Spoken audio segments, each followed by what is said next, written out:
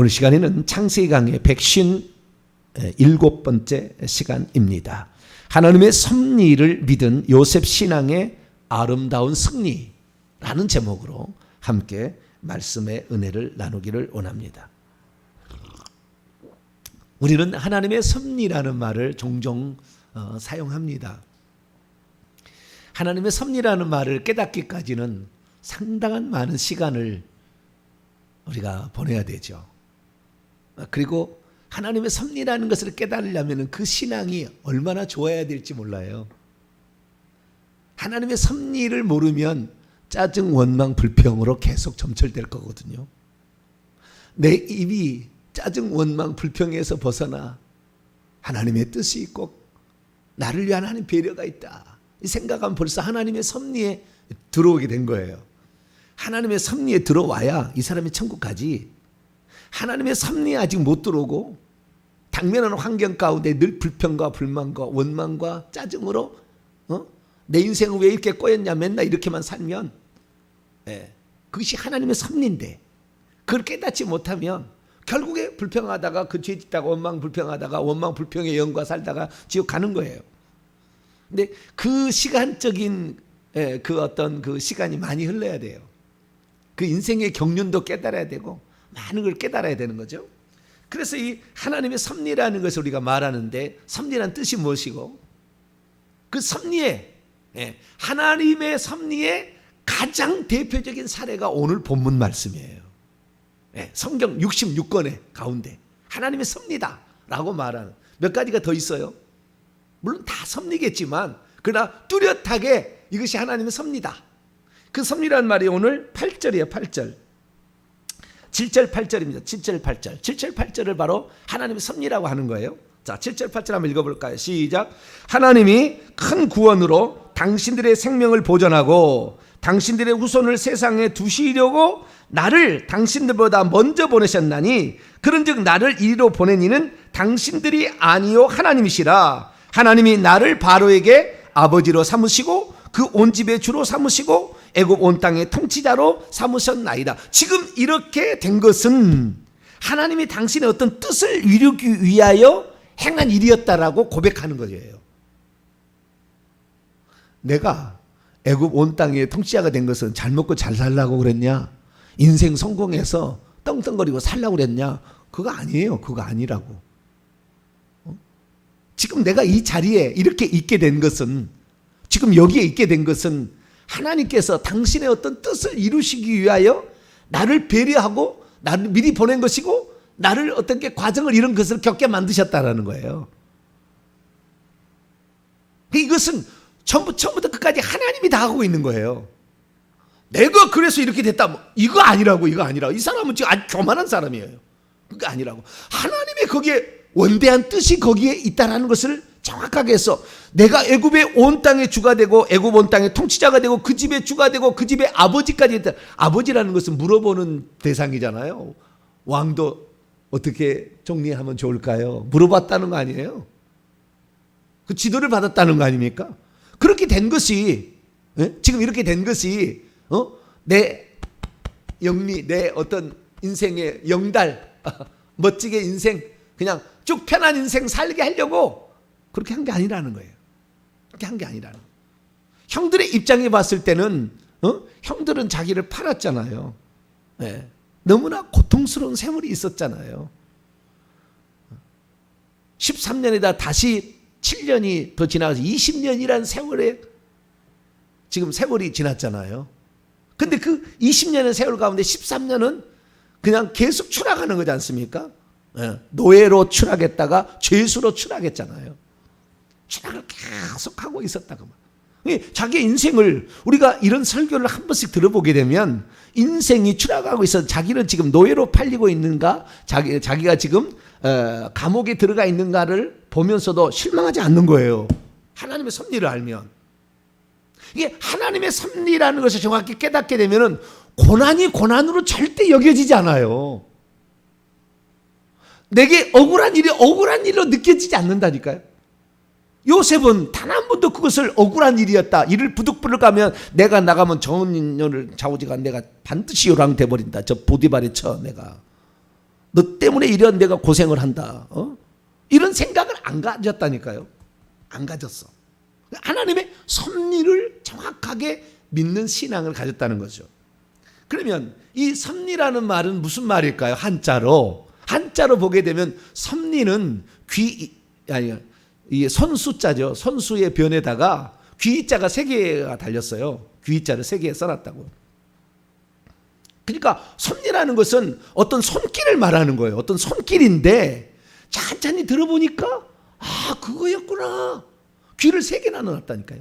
천천히 생각해 보니까 무언가의 손길이 나를 이렇게 인도했는데 그런 이유 때문이었구나라고 이 지리자를 썼어요. 섭리를. 이 지리자. 근데 이 섭자라는 말이 뜻이 뭐냐면은 다스릴 섭자예요. 섭정할 때 섭자예요. 다스릴 섭자예요. 다스릴 섭자. 그러니까 그 손은 하나님의 손이에요. 하나님이 통치하는 어떤 방식을 가리키는 겁니다. 하나님이 어떤 것을 통치하는 방식인데 이것은 사람인 우리로 봐서 섭리라고 그러겠지만 동물이나 다른 모든 것들도 만물도 다 하나님의 섭리 가운데 있어요. 섭리 가운데. 그런데 특별히 우리 인간 가운데 섭리 가운데 더 있죠. 그래서 그 인간이나 만물에 대한 하나님의 통치 방식을 일컫는 것이 하나님의 섭리라고 하는데 거기에는 하나님의 끝없는 돌보심과 이끄심이 있다라는 것을 믿는 신앙, 이것을 섭리신앙이라 이렇게 얘기하는 겁니다. 그러니까 결국에 섭리신앙의 끝은 해피엔딩입니다. 해피엔딩이라고. 언젠가는 우리는 해피엔딩이 와요. 그걸 믿는 거예요. 지금 아무리 어렵게 와도 해피엔딩의 시절이 올 거라, 때가 올 거라. 이 땅에서 못 오면은 천국에서 오는 거예요. 걱정하지 마세요. 이 땅에서 혹시 내가 못 받았다, 너무 염려하지 말라고. 천국에 면류관이 준비되어 있어요. 그러니까 이 땅에서도 우리가 그것을 누릴 수가 있겠지만 그 누리는 그 순간에도 자기를 낮추고 하나님이 하신 거고, 내가 잘나서 똑똑하고 내가 성실해서 내가 충성돼서 총리된 게 아니고 하나님께서 당신들을 이 기근에서 이 기근의 굶주림부터 탈출시키기 위하여, 구원하기 위하여 하나님이 미리 나를 보낸 것이다 라고 이렇게 얘기하는 거예요. 그러면 이제 이런 얘기를 할 수가 있잖아요. 무슨 얘기 하냐면은, 그러면 형들이 요셉을 애굽에 판 건 잘한 일이네? 그렇게 생각할 수 있잖아요. 그걸 말하는 게 아니라고. 그건 악한 거예요. 그건 악한 거예요. 그건 벌이잖아요. 반드시 회개해야 돼. 그거 잘한 게 아니에요. 그러나 그런 어려움을 내가 당하는 입장에 있다 할지라도 그 사람을 정죄하는 것이 아니라 여기에는 거대한 하나님의 뜻이 담겨 있다라고 스스로 생각하는 걸 가리키는 것이지, 그 나쁜 일을 잘했다고 하려고 하나님 섭리를 말하는 건 아닙니다. 그것은 그만한 대가를 다시 치러야 되는 거예요. 그만한 대가를 치러야 되는 것이고, 내가 나의 입장에서 봤을 때에 하나님의 어떤 거대한 뜻을 가리키는 것이죠. 그래서 하나님의 섭리라는 것을 이 정의해 놓은 사전적인 용어는 이렇게 씁니다. 하나님께서 모든 천지 만물과 그 운행을 거룩하신 지혜와 능력으로 지키시고 다스리는 것, 이것을 섭리라고 한다라고 정의를 해 놓았습니다. 그래서 이 섭리신앙을 갖는 것은 상당히 고난과 고통과 내 이성으로 생각되지 않은 너무나 충격적인 일에 있어서 벗어날 수 있는 아주 중요한 신앙의 테마이죠. 저와 여러분은 인생의 어려움이 찾아와도 하나님의 섭리라고 이렇게 믿게 되기를 축원합니다. 그렇지, 나는 왜 꼬인 인생이냐? 이러면 끝이 없어요. 부정적인 생각은 끝이 없습니다. 그건 마귀가, 귀신이 계속 그 사람을 불행하게 만들기 위해서 그런 거예요. 그러니까 그런 일이 있으면 결국에 원망, 불평, 근심, 걱정, 우울, 혈기, 분노, 그런 넘어갈 수밖에 없다고요. 전부 악한 영이 그를 지배하는 사람으로 되는 것입니다. 그런데 요셉은 자기를 악한 영이 지배하도록 원망, 불평하는 마음에 막 내주지 않았다고 말이에요. 근심, 걱정이 막 내주지 않았다는 거예요. 근심, 걱정하는 사람이 어떻게 그 눈에 들었을까요? 주인들의 눈에. 어떻게 저렇게 성실하냐? 어떻게 저렇게 살아가느냐? 너는 내게 모든 것을 맡겨도 되겠다라는 생각을 든다는 것은 맨날 그냥 우거지상을 하고 그냥 내가 나가기만 해봐라. 내가 가만두지 않겠다. 이렇게 막 거품 물고 있었으면은 그 사람을 그렇게 했겠냐는 거예요. 특별히 저는 이 오늘 설교 제목을 이 세상에서 가장 아름다운 형제들의 죄 이렇게 썼다가 제목을 바꿨어요. 좀 더 크게. 이 세상에서 가장 아름다운 형제들의 죄다. 잘 보세요. 이 세상에서 가장 아름다운 형제들의 죄가 있게 된 것은 용서라는 것이 거기에 여기에는 지금 들어가 있어. 이 섭리에는 용서라는 것이 들어갔다고. 근데 섭리가 꼭 용서만 들어가는 건 아니에요.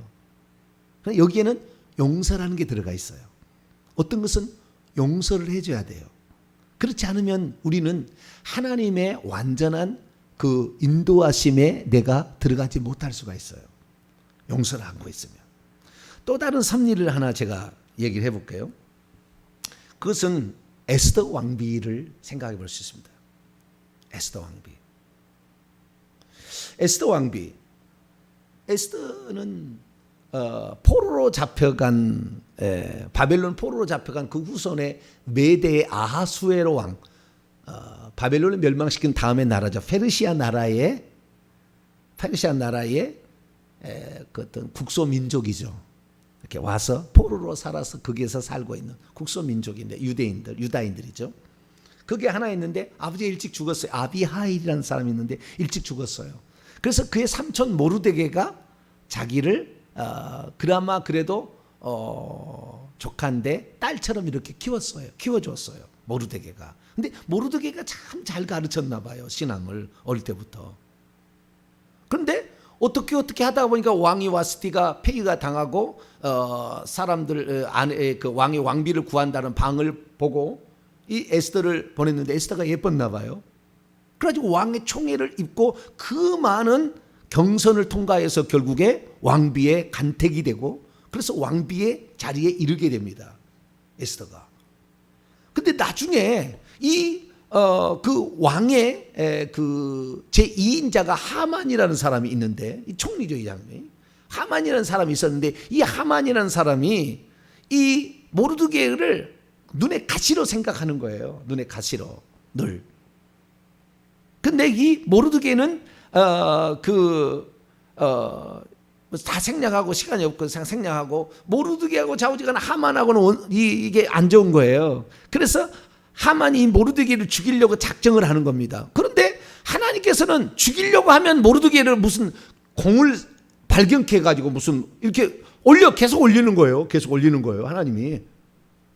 그러니까 하만이 나중에는 안 되겠다 해가지고 이놈을 좌우지간 뭐 장대 높이다 달아가서 죽여야 되겠다고 작정하는 날 자기가 나중에 잡혀가지고 거기에 잡혀서 죽게 되는데 어쨌든 이 죽이려고 작정을 하는 거예요. 그런데 그때 이 모르드게가 나가서 이 에스더 왕비에게 얘기를 하는 거예요. 뭐라고 얘기하느냐? 에스더서 4장 14절 읽어보면 이런 말이 있어요. 이때 만일 내가 잠잠하여 말이 없으면 유다인은 다른 데로 말미암아 노임과 구원을 얻으려니와 너와 너의 아버지의 집은 망하리라. 내가 왕비의 자리를 얻은 것이 이때를 위함이 아닌 줄 누가 알겠느냐. 이 에스더 왕비가 현재 이 왕비가 된 목적이 너 왕비 되어서 잘 먹고 잘 사는 거냐? 그러려고 하나님이 너 이렇게 만들어준 것인 줄 아느냐? 이거잖아요. 그러니까 하나님께서는 어떠한 일을 하시게 할 때에 어떠한 일을 하시게 하실 때 그게 잘된 거든 못되든 간에 하나님의 뜻과 섭리가 있어서 좌우지간 하나님께서 어떤 용도로 쓰시려고 하는 거예요. 결국에는 그런 거예요. 하나님의 어떤 용도로 쓰시려고 너를 이렇게 만들어줬다는 거죠. 그걸 깨닫는 거죠. 내가 예를 들어서 내가 이 땅에 살면서 돈을 많이 하나님께서 벌게 해주셨어요. 그럼 그러면은 내가 잘 먹고 잘 살기로 내 자식에게 무슨 유산을 많이 만들어 주려고 하느냐? 회계가 천국보험 연구소 세우는데 그거 돈을 들이면 좋다 그 말이에요. 하나님의 섭리가 있다 그 말이에요. 하나님의 섭리가, 하나님의 뜻이 있다 그 말이죠. 뭐 여러분이 드리라는 얘기가 아닙니다. 그 어떤 뜻이 있다는 거예요. 그 뜻이 어떤 배경에는 반드시 하나님의 뜻이 있다는 거예요. 고생일 때 할 때도 그 고생은 반드시 통과해야 되는 거예요. 그래야만이 비로소 그 사람이 하나님이 쓰실 사람이 되는 거예요. 그 과정을 통과해야지.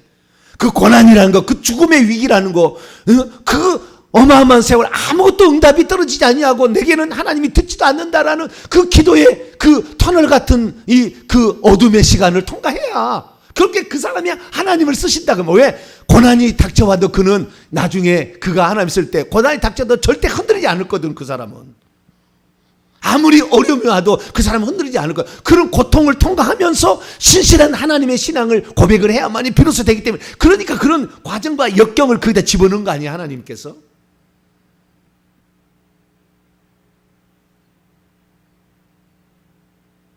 그래서 에스더 왕비, 너가 왕비 되는 것은 너 왕비 예쁘다, 너 왕이 총애를 입어서 좋겠다, 그러려고 너를 거기다가 집어넣은 게, 너를 그 집안에 시집 보낸 것은 너 그냥 그 집안에 며느리로 들어가는 모양이다, 그렇게 끝나는 게 아니고 그 집안을 살리려고 하는 하나님의 계획이 있다 그 말이죠. 유다인들을 완전히 다 죽이려고 작정을 한 거 아닙니까? 그게 불임절 아니에요. 제비 뽑아서 그 날을 정해가서 그 날을 죽여버리겠다. 저 유다인들 모르드게 족속을 싹 쓸어버려야 되겠다고 하만이 작정한 거 아닙니까? 계획을 다 세운 거 아니에요, 왕 몰래. 그래서 유다인들이 아주 씨를 말릴 그런 위기에 처해 있는데 그걸 아시고 하나님께서 와스디 왕비도 폐위한 거고, 그 많은 사람 가운데 왕의 눈에 들게 한 거고. 그런데 지금 위기는 있죠. 왜? 왕이 부르지 않는데 뭔가를 나가게 되면은 왕이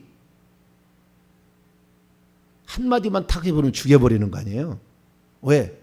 그 뭔가가 어떤 일이 있어서 오는 건데, 왕이 부르지 아니하고 어떤 것은 왕을 해치려는 생각으로 했기 때문에 근위대장이 항상 그림자처럼 딸려있다가 고개만 그냥 쳐 죽여버리는 거 아니에요? 그때 당시에 암살 막 이런 게 심하니까, 독살. 그래서 술 맡은 거 하는 장, 떡 맡은 거 하는 장이 중요한 거 아니에요? 암살하니까. 그래서 친위대장, 경호대장이 아주 중요한 사람을 세우는 거 아니에요? 우리나라 말로 호위무사 이런 거죠. 그 세우는 거죠.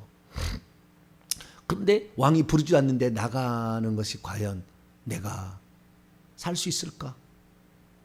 모르드게가 말하는 거 뭐라고 말하냐면,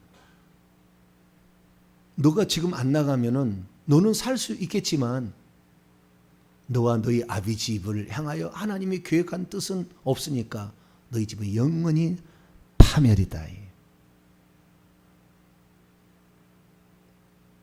삼촌, 나를 위해서 3일 동안 금식해 주세요. 있었던 일은 아니고 위험한 일이고 내가 죽을 수도 있는 일이나, 그래요. 삼촌 말 맞다나 내가 이 자리에 지금 이렇게 있게 된 것은 이거 하라고, 회개와 천국 복음 전하라고, 여기에 마중물이 되라고, 여기에 목숨 걸라고.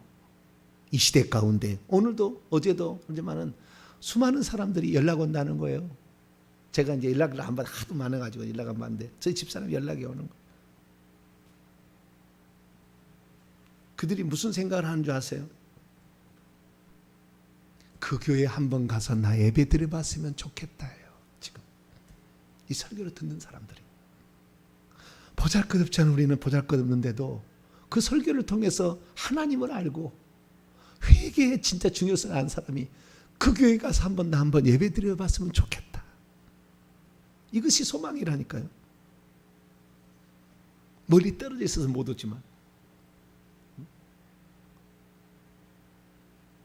우리는 정말 오늘의 삶 가운데 어떤 것은, 저는 그래요. 저는 그랬잖아요. 며칠 전에도 제가 주일날도 했지만 요이동 동탄에 신도시가 생겼잖아요. 2007년이에요. 요이동. 나는 성실히 살아왔어요. 나는 성실히 살아왔다. 누가 뭐래도 나는 그 얘기할 수 있어요. 나는 성실히 살아왔다.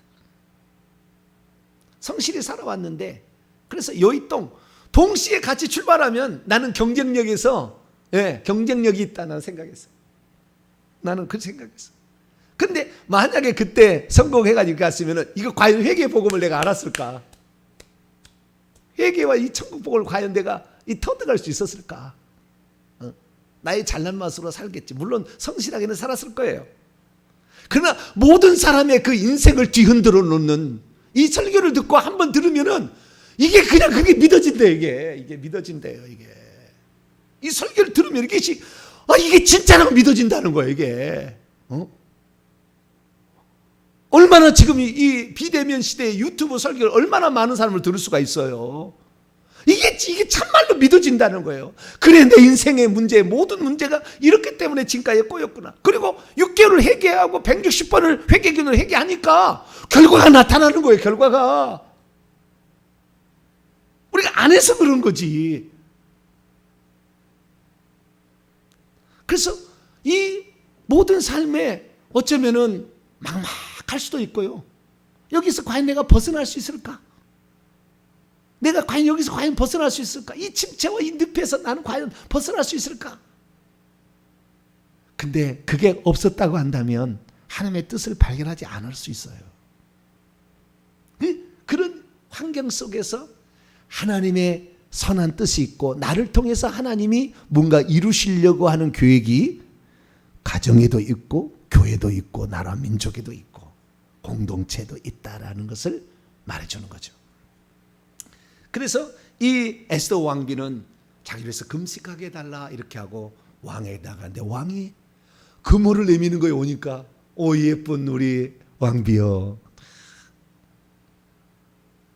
하만이 초전 박살됩니다. 왕비에 나가가지고 왕비가 얼마나 지혜롭게 말하는지 몰라. 말을 잘해요. 잘 배웠나 봐요. 모르게 지혜롭게 말을 잘해요. 한마디 삼촌이 탁 얘기하니까 탁 알아들어요. 이렇게 알아들어요. 여러분들은 그러한 겸손함과 하나님의 뜻을 순복하고자 하는 그런 마음이 있게 되기를 축원합니다. 한마디를 딱 들어도 저 얘기는 지금 나를 위하여 지금 하는 얘기구나. 하나님이 이걸 깨달을 수 있으면 듣는 귀예요. 그래서 섭리라는 것은 귀자가 3가지가 붙었더라고. 다스리는데 어떻게 귀가 있냐? 아니에요. 통치자가 되는 것이. 그런데 그 듣는 귀가 있을 때 비로소 하나님의 섭리가 여기에 있다라고 알 수가 있게 되는 것이죠. 그렇기 때문에 하나님의 섭리를 아는 자는 자기가 영광스럽게 되는 것도 이것을 위함이다. 자기가 고난을 받는 것도 하나님의 섭리가 있기 때문에 이것을 고난으로 생각지 아니하고 불평하지 아니하고 기쁨으로 그 과정의 연단을 거칠 수가 있는 거죠. 견딜 수가 있는 것이죠. 그게 아름다움이 있는데 요셉이 보세요. 형들에 대해서 형들이 얼마나 그 얘기를 들었을 때 얼마나 두려웠겠어요. 형들 멀리서 떨어져서 계속 대화를 했잖아요. 멀리서 떨어져서 대화를 하고 통역관을 뒀잖아요. 계속. 그런데 여기서 내가 봤을 때 가까이 오라 이런 말은 통역 안 했을 것 같아요. 계속 통역관을 세웠는데 가까이 오소서 그러잖아요. 왜냐면 멀리 있으니까 이 애굽의 그 독특한 그 문양과 이런 스타일 있잖아요. 수염 밀어버리고 쫙 하고 있는 게 있잖아요. 애굽 사람들이 갖는 어떤 그런 스타일로 딱 이렇게 하는데 저기 양떼를 치는 사람들은 그쪽 유대인들은 저 수염을 안 밀잖아요. 지금도 그 원조 유대인들은 수염 안 밀고 이렇게 있어요. 시커먼 옷 입고 뭐 이렇게 모자 쓰고 막 있잖아요. 그렇듯이 수염 안 밀다고요. 그러니까 수염을 싹 밀어버리고 요셉은 어떤 근엄한 어떤 자세를 이렇게 하고 있다가 이제 가까이 와서 보라고 이것도 아마 벗었겠죠. 형과 동생이 그때 봤을 때 형을 다 알아봤잖아. 요셉은 벌써 모양이 커도 다 똑같잖아요. 어떤 그 형태를 있잖아요. 얼마나 기겁을 했겠어요. 내가 당신들을 판 요셉이다. 얼마나 기겁을. 그러자 즉시 말을 합니다. 뭐라고 말하느냐? 5절입니다. 5절 시작. 당신들이 나를 이곳에 팔았다고 해서 근심하지 마소서. 한탄하지 마소서. 하나님이 생명을 구원하시려고 나를 당신들보다 하나님이 먼저 보냈다. 한탄하는 말은 자책하지 마소서. 왜 내가 그때 동생을 이렇게 죽이려고 팔았던가, 뭐 이런 생각 너무 자책하지 마소. 너무 충격을 받아가지고 동생이 나를 죽이려고 하는 것인가 걱정을 할 것 같으니까 너무 자책하지 말라. 자책하지 말라. 더 재미난 것은 이제 형들하고 화해를 해서 비로소 다 이렇게 가지고 이제 나를 이렇게 세웠다고 얘기를 하고, 빨리 가서 아버지 모시고 오세요. 아버지, 내가 부족함이 없이 모실 테니까 아버지 모시고 오세요. 그래 아버지 모시고 오는데 수레를 내주는 거예요. 수레를. 왕이 이 얘기를 듣고 수레를 다 내줘요. 그래가지고 수레에다가, 얼마나 왕이 내준 수레니 얼마나 멋있겠습니까? 옛날에 시골에 오면은 벤츠가 아니구나. 옛날에는 뭐였지? 비싼 그 현대차가 뭐였죠 옛날에? 그랜저 말고 옛날에 시골에 다 그 차가 멋지게 쫙, 옛날에 포장도 안 된 돌에 쫙 들으면 사람들이 다 쳐다볼 거 아니에요. 그러듯이 왕의 마차가 쫙 들어온 거 아니에요. 자초지종을 다 이제 아버지에게 설명을 해줍니다. 아버지는 믿을 수가 없어요. 어떻게 그럴 수가 있나. 그런데 마차가 딱 대령하는 거 봤을 때 그때 이게 사실이구나. 그래가지고 오냐, 내 아들 살아있는지 내 눈으로 한번 확인해야 되겠다. 그리고 이 애굽으로 다시 이제 들어가게 되는 그런 모습이 뒤에 나옵니다. 그래서 그 야곱의 생애나 이 모든 생애가 하나님께서 결국에 이것은 이루는 것은 창세기 15장의 횃불 언약이잖아요. 타국에서 계기돼서 400년 동안 거기에서 그 종로를 하다가 나온다라는 그 횃불 언약의 성취이고, 가까이는 기근으로 굶주림으로 고통받고 있는 그들을 탈출시켜서 그들을 구출해서 먹이고 입히는 것이고, 좀 더 나아가서는 고센 땅을 구별하여서 이방 민족과 혼혈되지 아니하고 혼합되지 아니하고 순수한 민족적 혈통을 유지하면서 신앙을 계승하고자 하시는 하나님의 섭리의 일환으로 요셉이 애굽의 총리가 되어 있는 것이죠. 그걸 모르면 일평생에 잘 되는 것은 자기가 잘 됐다고 잘해서 그런 줄 착각하고 있죠. 착각하고 있죠. 못 되면은 부모 때문에 못했다고 맨날 원망만 하고 있는 거예요. 맨날 그러고 원망만 하고 있어요. 우리의 인생이 참 요셉의 이 섭리의 신앙, 이걸 바라볼 때 하나님께서는 우리에게 어떠한 고난도 견디게 만드는 것이고 어떠한 위치에 있어도 겸손하게 만드는 거잖아요. 이것이 하나님의 섭리 시장이잖아요. 그래서 이 대표적인 케이스를 이 요셉을 넣어줬어요. 요셉은 이기는 자라고 지금 했고, 이기는 자들 위에 이기는 자라고 얘기했잖아요. 이기는 자들 위에 있는 이기는 자를 보니까 이스라엘 민족 출애굽에서 광야에서 맨날 원망 불평하다 다 죽어요. 하나님 섭리를 몰라. 광야에 나오는데 물이 없고 광야인데 음식이 없으면은 이 애굽의 음식을 바꿔서 하나님께서 이제 새로운 음식으로, 음식이 그것을 그 사람의 그 가문이 맨날 위장병 걸리는 것은 위장병 걸릴 수밖에 없는 음식을 먹어서 그런 거 아니에요. 어머니 아버지가 위장병으로 돌아가시면 자식도 위장병으로 위암으로 돌아갈 확률이 많잖아요. 왜 그래요? 그 음식에 문제가 있는 거예요. 그 집에 계속. 물론 음식만이 아닙니다. 그 영이 다 들어가 있어서 그런 거예요. 근데 아직 좌우지간 그 관련이 있잖아요. 그래서 오늘도 우리가 어떤 인생을 가는데 여러분 고난이 닥치면은 그것이 다 여러분에게 필요해서 준 줄 감사할 수 있게 되기를 축원합니다. 하나님이 나를 이렇게 해야만이 내가 온전케 되는 줄 아시고 하나님이 여기에 아주 중요한 장소에 나를 던져주었다. 그래서 나는 최선을 다하는 거잖아요. 거기서 보니까 요셉은 항상 거기서 최선을 다해. 여기에서 하나님께서 뭔가를 배우게 하려고 지금 네가 나를 환경에 떨어뜨렸으니까 여기서 원망불명 거품 불 것이 아니라 저기서 최선을 다해서 뭔가 배워야 돼. 가정 총무로서 가정의 행정과 사람을 쓰는 법을 다 배워야 되고, 이 감옥에 들어가서는 나라의 정치, 경제, 문화, 외교, 국방을 다 거기서 들어가지고 어떻게 하는지를 다 알라고 거기 보낸 것이지, 거기에서 그냥 종로를만 하라고 그런 게 아니잖아요. 다 하나님이 배우게 하려고 거기서 한 거 아니잖아요.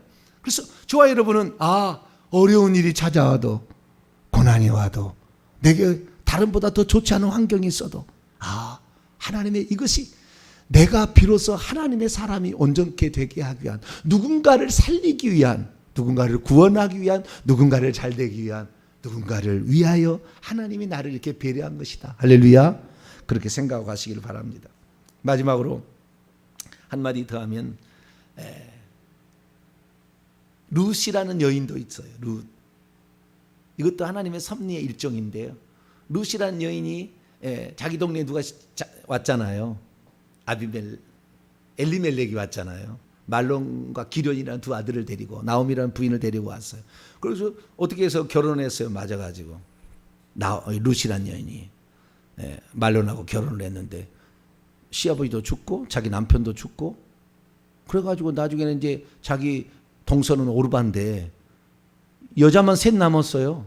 과부만 셋 남아서 뭐가 되는 거죠? 그리고 그 얼마 되죠? 얘도 못 낳았어요. 그러니까 시어머니가 야 우리는 하나님이 치셔가지고 이런 어려움이 있으니까 너는 그냥 다시 제가 해라. 그리고 둘을 이렇게 가라고 합니다. 그런데 룻기서 1장을 읽어보면은 이 룻이란 여인은 그것을 겉으로는 어머니 흑흑흑 아니요 나 그걸 기다렸어요. 그렇게 보통 해야 되잖아요. 슬퍼요. 이럴 수는 없어 어머니. 감사합니다. 이렇게 가야 되잖아요. 그런데 이 룻이라는 여인은 어머니 하나님이 나의 하나님이고 어머니가 가시는 곳에 나는 따라가겠습니다. 고생을 아니 그 과부 시어머니 다 재산도 다 말아먹고 다 죽어가지고 소망이 하나도 없는데 평생 시어머니 붙들고 살아야 되잖아요. 과부 수절하고 살아야 되잖아요. 그런 일을 왜 고생을 자처하냐 그 말이에요. 그런데도 이 여인이 하나님을 거기서 딱 보니까 이건 금오스 신이 아니야. 금오스 신이 진짜 참신이 아니야. 이 모압 신이 아니고. 그래서 딱 마음을 작정하고 시어머니를 따라가게 됐더니 그 여인이 한 모습을 다 보고 있는 한 남자가 있었어요. 보아스라는 남자가. 룻기서 2장 11, 12절 보면은 보아스가 그녀에게 대답하여 말합니다. 내 남편이 죽은 이후로 내가 시어머니의 행한 모든 것과 내 부모의 조국을 떠나 전에 알지 못하던 백성 이스라엘 백성으로 온 일이 내게 분명히 알려졌느니라. 여호와께서 내게 행한 일에 보답하시기를 원하며 이스라엘 하나님 여호와께서 그의 날개 아래 보호받으러 온 내게 온전한 상 주시기를 원하노라. 그런데 아무도 그를 보호할 사람이 없어. 내가 너를 품어주는 사람이 되어주마 해가지고 보아스가 결국에 그 여인을 품어줍니다. 다 그 땅을 대신 사주고 자기 돈으로 말론의 상을 다 팔아버린 땅을 다 사주고 그래서 기업 물을 자가 되어서 이렇게 하는 것을 보게 됩니다. 우리는 오늘 고생을 사서 한다 할지라도 다 눈여겨보고 있다는 걸 알아야 돼. 하나님이 그 고생의 어려운 순간에 들어가도 그것을 스스로 이것이 하나님의 뜻이다, 하나님의 뭔가 계획이 있다는 것을 믿을 때 하나님은 그를 결코 버리지 않는다는 것을 아시고 오늘도 우리의 고생은 장차 미래를 위한 영광스러운 길의 하나의 여정이다 생각하시고 잘 견디시길 바라고 또한 하나님이 복 주시면 이때를 위함이 아니겠는가라고 생각하셔서 하나님의 영광에 여러분 자신을 드릴 수 있는 복된 성도가 되기를 간절히 바랍니다. 거룩하신 하나님 감사합니다. 우리는 오늘도 하나님의 섭리를 믿습니다. 하나님께서 여기까지 그리고 이 현장에 이 가족에 또 이 교회에 있게 된 모든 목적이 어딘지 정확히 알아서 하나님의 뜻과 섭리를 준행하는 자 되게 하여 주옵소서. 우리 주 예수 그리스도의 이름으로 기도하옵나이다. 아멘.